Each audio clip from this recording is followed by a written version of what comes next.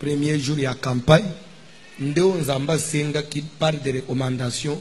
mutu nyonso waza pena besoin nzamba salele quelque chose la campagne akosala une offrande selon bozinaye so ko mona ko sala 1000 francs yo na nzambe nawo so sala $10 ou $100 yo na nzambe nayo ezali offrande ya ouverture eza offrande ya ouverture et dernier jour de 27 dimanche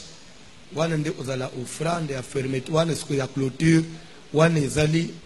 chiffre 8 donc il faut dans enveloppe na yo ezala chiffre 8 $80 80 000 francs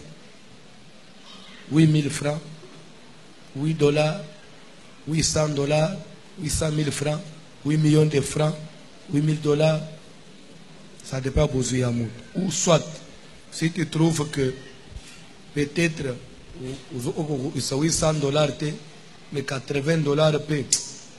izamu ke mingi par rapport na ngai tu peux faire à tout ça 300 tout ça 200 mais na suka na 8 nda isa $280 nda isa $180 donc 8 ezala na kati $28 $58 il y a les chiffres 8 kola pambola mutumo. Je crois que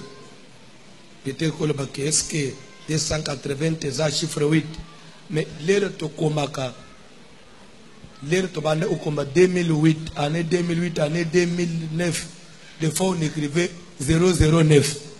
oui ou non mais c'était 2000 mais 009 donc ce qui dominait plus c'est un chiffre yasu je crois que c'est clair kola pambola mutumo je crois na point wana toyokani bien